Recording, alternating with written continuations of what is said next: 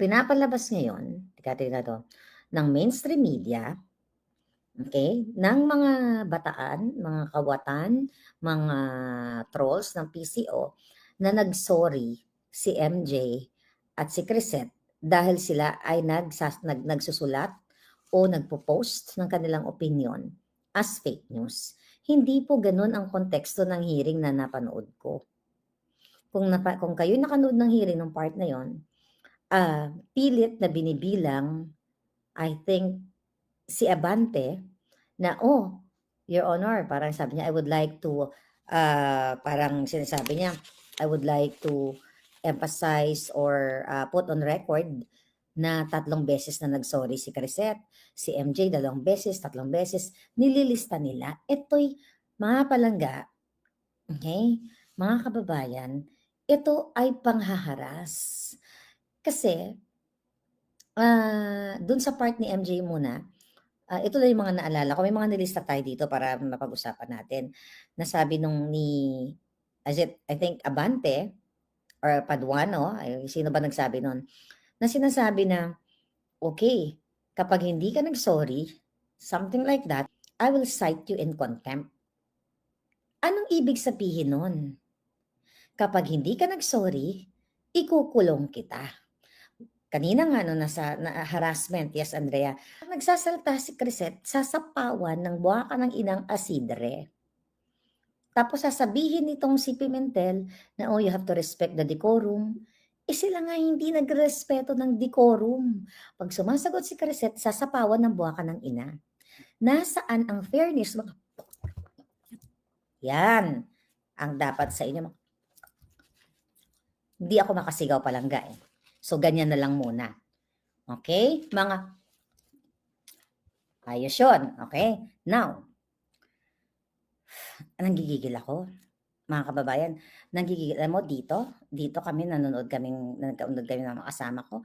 Itong friend ko, gusto niya nang batuhin yung TV.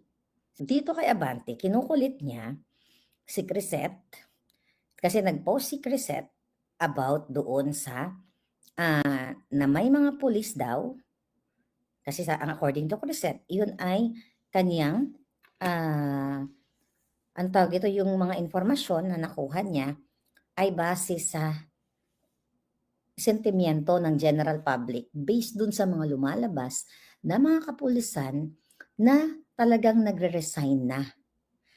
At po, yan, Abante at mga kapulisan, hawak ko ang dokumento, ang memorandum sa mga pulis na bawal kasama ang kanilang anak, pamilya na mag-comment, mag-like sa mga Duterte post.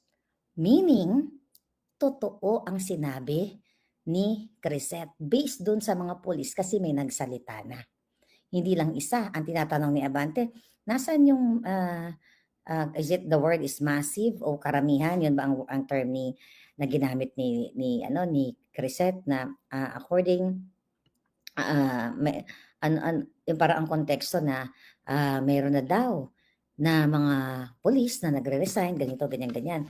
Ang sabi nito ni Abante, na bakit daw, dapat daw, okay, mga gano'n.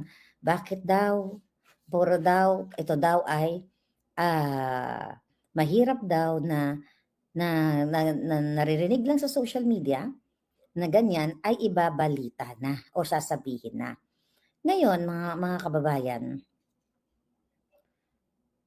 maganda yung sagot ni Crisette kasi sabi nga ng Facebook, "What's on your mind?" So, isinusulat mo yung feeling mo just that moment. Kitang-kita yung panggigipit nila, tapos sasabihin nung Abante ng buwaka ng ina ka, jutang ginina ka, na pinasinungalingan na ng PNP dahil may finlash sila na hindi daw totoo na may nagre-resignan na pulis. Kailan nagsabi ng katotohanan ang mga na pulis na yan, katulad ni Fajardo, kailan nagsabi ng katotohanan? Dahil noong nilusob ninyo ang KOJC, anong sabi ng bangag? wala namang yung mga pulis dun nang pumasok wala namang mga armas. Sino ang fake news? Sino? Sino ang fake news? At pinipilit nila, okay? Pinipilit nilang mag-apologize si Crisette, si MJ at iba pa. Kasi hindi daw nagbe-verify, ginigiit na si Crisette. Oh, no, si Asidre pala, yung Asidre ang nag-ano doon na parang, oh, you're claiming that you're a journalist from Manila Bulletin, pero, you know, pagdating doon sa post mo, sinabi mo na daw, ganon. So, ako, naobserbahan ko yung mga galawan ng mga posting. Si Crisette, hindi yan katulad ko. Hindi naman totoo, hindi totoo yung sinabi niya, hindi siya nag-expose. Okay, ine-echo niya, nire-resonate niya yung mga sentimiento ng taong bayan, also MJ. Okay? So ngayon, ang sinasabi ng mga hinayupak na ito, mga kababayan, okay, na hindi daw dapat nagbabalita o nagsusulat-sulat doon sa Facebook kung hindi ito i-verify.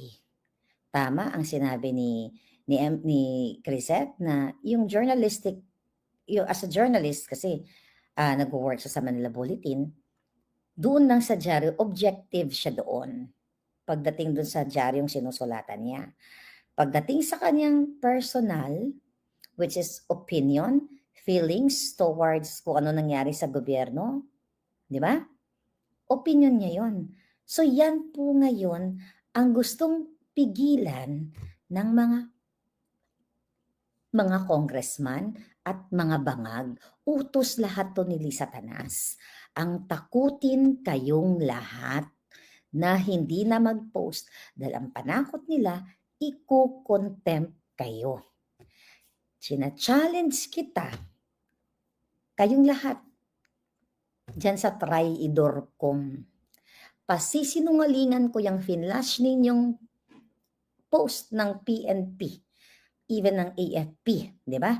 Na hindi totoo na kino-coerce nyo ang mga kapulisan na wag mag-post, wag mag-comment, wag mag-like, wag mag-share sa mga Duterte post. Pinost ko na yan sa Facebook Boljaka natin, mga kababayan.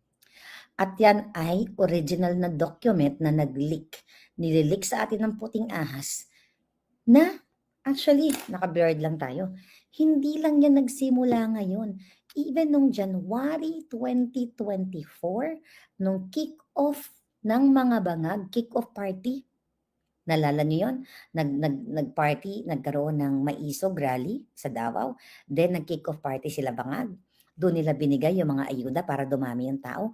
Meron ng mga dokumento, if you talk about documents, mamaya pag-usapan, mga dokumentong inilabas ko na totoong dokumento na ang bangag na gobyernong ito ay may memorandum sa mga kapulisan na dapat magpalit ng picture ng bagong alyansa ng mga bagong bangag at wag nga mag-like and comment. Kaya sabi ko, ang definition ng fake news ay Satanas at bangag at itong mga baka ng inang itong Senado at TRICOM. Ang ang napaka-unfair kasi nung unang hearing sila, meron doon resource person na pinayagan nilang mag-Zoom. Sa Zoom, online. By the way, si Sas, di ba, hindi nila pinayagan? Ako, willing akong makinig magsalita. Kung gusto nila akong magsalita via Zoom. Pero si Sas, hindi pinayagan, di ba? Dahil ang sabi, mga members lang daw. Ganito po kabayas ito mga jutang gininang ito. Yung resource person, first hearing nila, pinayagan nila, based in America yata yung lalaki yun, kung natatandaan ninyo. Pagdating sa amin, pagdating kay Sas, hindi kami pwedeng pumunta sa Zoom kasi the intention is ikulong kami. Patahimikin si Maharlika, patahimikin ang mga vloggers. Kaya gigil na gigil sila. Tungkol dun sa mga pulis, yun, nasagot ko na yun, totoo. Hindi fake news ang sinabi ni Crisette